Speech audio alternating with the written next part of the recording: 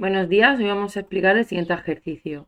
Se lanza un objeto horizontalmente, es decir, en un ángulo de 0 grados, desde lo alto de un acantilado con una velocidad inicial de 72 km por hora, que en un momento hemos pasado a metros por segundo.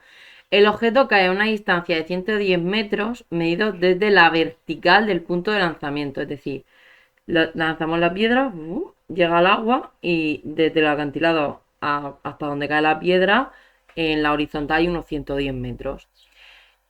Vale, y nos dice calcular la altura del acantilado, es decir, tenemos que saber cuánto mide esto, y la velocidad del objeto al caer, al caer al mar. Vale. Entonces, primero hacemos el vector posición inicial. Inicialmente, pues está aquí, y esto en el eje X está en 0, y en el eje Y, pues no lo sabemos. Le hemos puesto X porque no sabemos cuánto vale. Aunque podríamos haber puesto Y, pero bueno, ahí va.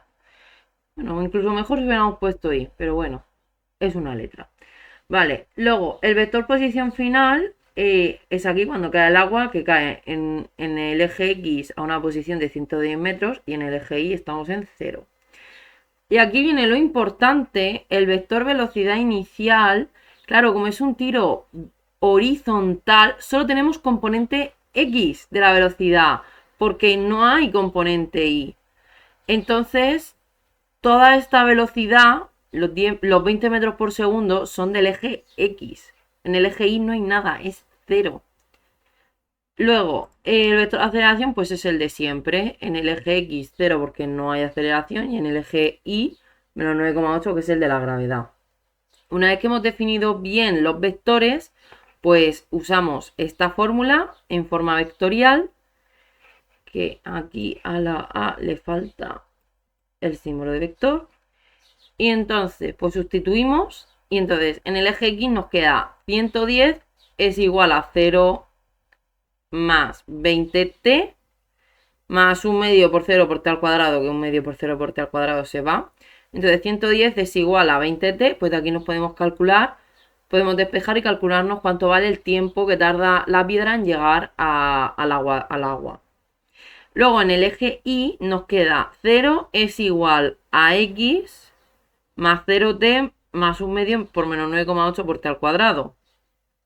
Claro, 0 por t se nos va, y entonces nos queda 0 es igual a x, y ahora si hacemos un medio por menos 9,8 nos queda menos 4,9 t cuadrado, pero claro, nosotros en el apartado anterior nos hemos calculado cuánto vale el tiempo, y entonces pues simplemente lo que hacemos es sustituirlo.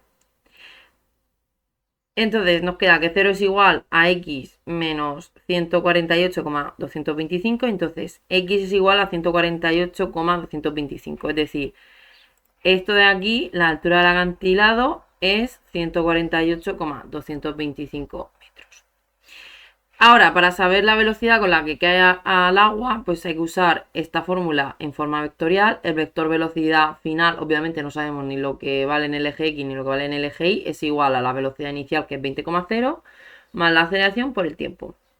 Entonces, Vx nos queda que es 20 metros por segundo, porque claro, en un tiro horizontal de estas características, pues la velocidad final e inicial en el eje X es la misma porque no hay aceleración. Y luego en el eje Y la velocidad es 0, porque claro, inicialmente no hay velocidad en el eje Y, más menos 9,8 por t. ¿Por qué? Porque claro, esto es la acción de la gravedad. Como la t la hemos calculado anteriormente, que era 5,5, pues nada, sustituimos y nos queda que la velocidad final en el eje Y es menos 53,9 metros por segundo. Esto es porque cuando llega aquí la piedra, llega así. Y claro, esto sí que se puede descomponer en eje X, que esto será Vx final, y en Vi final. Claro, la VI, como va hacia el sentido negativo del eje Y, por eso sale negativa. Y como tenemos lo que vale la velocidad final en el eje X y en el eje Y, pues podemos hacer el vector y entonces nos aparece cuánto vale la velocidad final en forma escalar, que es 57,49 metros por segundo. Y este sería el ejercicio resuelto.